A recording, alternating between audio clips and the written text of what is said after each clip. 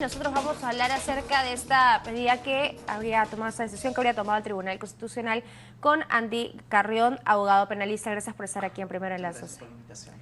Bueno, se esperaba que se acepte la demanda competencial, lo dijeron también varios especialistas, debía haberse aceptado. Sí, en efecto, era unánime la opinión de los especialistas en el sentido de que debía de admitirse esta demanda planteada por el presidente de la Comisión Permanente del Parlamento, Pedro Laichea, y yo creo que es una decisión salomónica la que ha tomado el Tribunal Constitucional, de acuerdo a las informaciones que tenemos, porque esto permitiría al propio Tribunal Constitucional pronunciarse sobre el fondo del asunto. Esto es, si es que hubo o no un rechazo de la cuestión de confianza planteada en su oportunidad por el presidente Martín Vizcarra.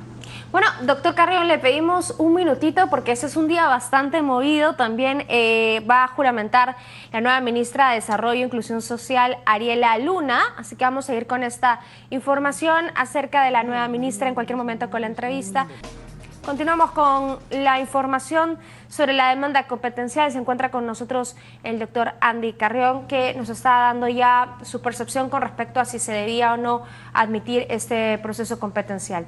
Usted decía que se esperaba pues que esto sí se ha admitido. En efecto, como lo mencioné hace un momento, era unánime las voces tanto del mundo académico como político para que pueda admitirse esta demanda que en efecto ahora al parecer ya decidió el propio Tribunal Constitucional, y ahora tendríamos que estar simplemente a la espera del trámite que se va a seguir una vez admitido esta demanda. Ahora, muchos decían que excongresistas, por ejemplo, abogados, decían que no debería ser aceptada esta demanda competencial porque según la Constitución debía haber sido presentada por el Pleno del Congreso y debido a que fue disuelto, la Comisión Permanente no representa a un Pleno. En efecto, se manifestó, como bien lo acabas de decir, de que no tendría la competencia el presidente de esta comisión del Parlamento para presentar una demanda de esta naturaleza. Pero yo creo que aquí tendríamos que recurrir al artículo 45 del Código Procesal Constitucional, en el cual manifiesta que ante la duda es preferible de que se admita la demanda por el propio Tribunal Constitucional, y yo creo que eso es lo que ha hecho en definitiva, porque han habido por un lado algunas voces que estaban en contra de ello, cuestionando precisamente la titularidad o de la gente que tenía que interponer la demanda al haberse ya disuelto el Parlamento, y por otro lado aquellos que sí sostenían de que se tenía que admitir para poder propugnar la discusión del fondo en el propio Tribunal Constitucional, con lo cual yo creo que esta decisión ha sido una decisión salomónica y una decisión acorde a ley. ¿Pero le da, digamos, más alcances a la Comisión Permanente? De ninguna manera no le da más alcances. Lo único que hace en este caso el Tribunal Constitucional es admitir la demanda para poder discutir el fondo del asunto. No ha sido decidido el día de hoy acerca de si hubo un rechazo de la cuestión de confianza o no, fácticamente, como lo manifestó en su momento el presidente Martín Vizcarra, sino que simplemente lo que el Tribunal Constitucional ha dicho es, ok, vamos a discutir el fondo, vamos a seguir el procedimiento para este tipo de demandas, y en esta ocasión lo que van a hacer es citar por una parte a la parte demandante en este caso y a quienes estarían interesados en este recurso. Bueno, ¿cómo queda ante los ojos del mundo y, por ejemplo, la Comisión de Venecia, ¿no es cierto?, la OEA, que se habían pronunciado con respecto a que el Tribunal Constitucional era el que debía resolver esta situación? Sí se admite la demanda competencial, que parece que es lo que ha sucedido. Sí, yo creo que lo que hizo el Tribunal Constitucional es precisamente dar la razón a quienes habían emitido ya sus opiniones al respecto, como la Comisión de Venecia o algunas otras organizaciones, y en el caso inverso, en el cual, por ejemplo, no hubiera admitido esta demanda, lo único que habría... la única consecuencia que habría tenido era simplemente afirmar, de darle la razón, en definitiva, al presidente Martín Vizcarra de que aquí había habido ya un rechazo de la cuestión de confianza, de manera fáctica, como él lo afirmó. Pero lo que quieren aquí, en definitiva, es discutir cuáles son los alcances y quizás sentar jurisprudencia constitucional sobre lo que debe de entenderse por un rechazo fáctico o no de la cuestión de confianza. Bien, con respecto, por ejemplo, a la medida cautelar, ¿cómo se vería? Porque esta entró junto con la demanda competencial.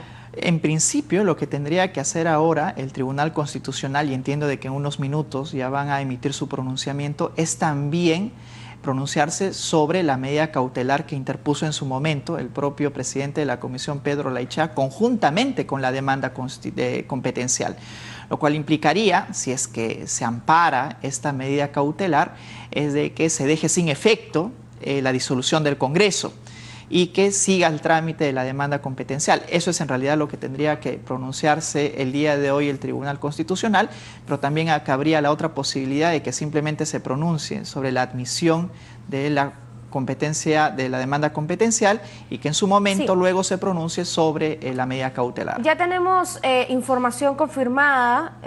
Producción indica que por decisión unánime la medida cautelar para que regresen los congresistas o el Congreso disuelto ha sido rechazada 5-2 en el Tribunal Constitucional. También la periodista del Comercio, Karen Barbosa, indica que la medida cautelar para suspender los efectos de la disolución del Congreso fue declarada improcedente por mayoría en el Pleno. Votaron en contra Carlos Ramos, Marianela Ledesma, Manuel Miranda, Eloy Espinosa y Augusto Ferrero. Esto vía política del comercio.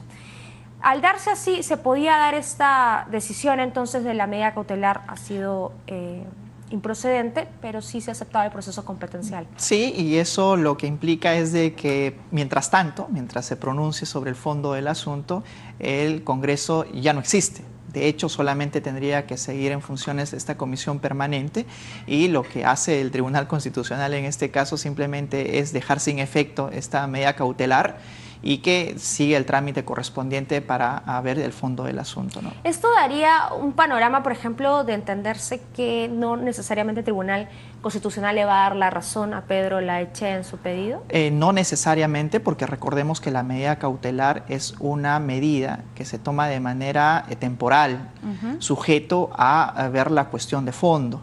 Y en este caso, de ninguna manera podemos interpretar el hecho de que no se haya otorgado la medida cautelar, de que ya el fondo del asunto vaya a ser decidido a favor, en este caso, de Martín Vizcarra, sino simplemente es una medida temporal la que se ha rechazado, pero esta no determina la decisión de fondo en sí. Bueno, según algunos especialistas también o constitucionalistas decían que prácticamente ya la decisión del Tribunal Constitucional estaba dicha cuando en la resolución de Gonzalo Ortiz de Ceballos decía: será el próximo Congreso el determinar si hay una admisión al Tribunal Constitucional o no. Ya estaba dejando, digamos, los lineamientos del Tribunal Constitucional para decir que en efecto iba a haber un nuevo Congreso.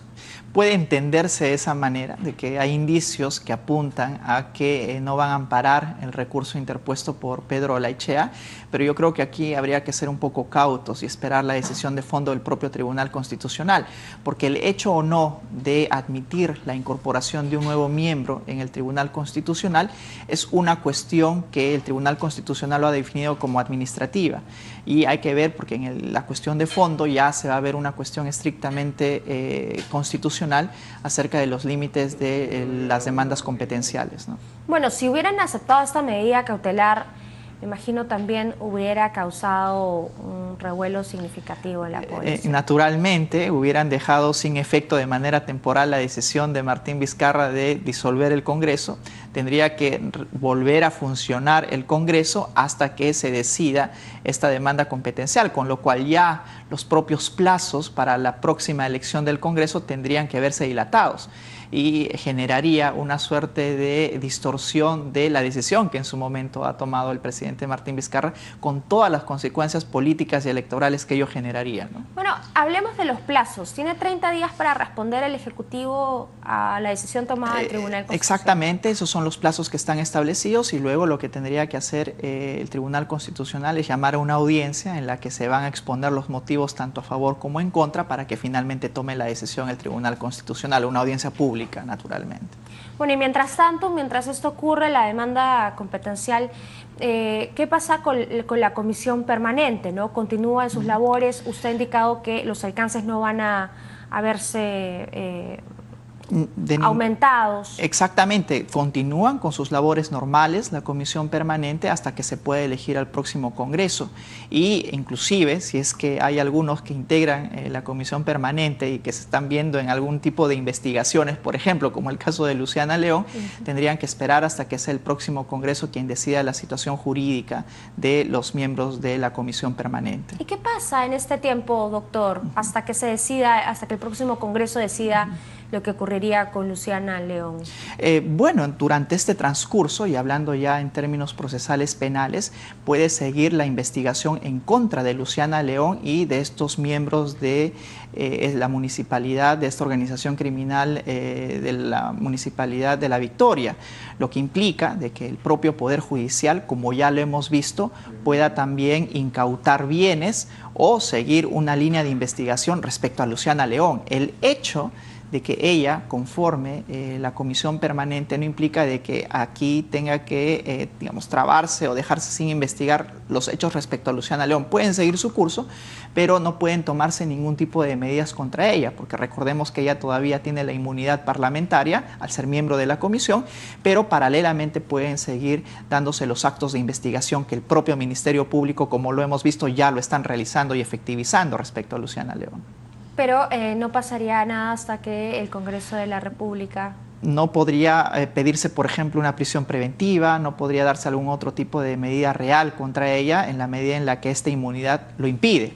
Y quien tendría que tramitar el hecho de la inmunidad sería ya el Pleno del Congreso. Y hasta el día de hoy sabemos de que solamente existe una comisión permanente y no existe el Pleno en rigor para poder habilitar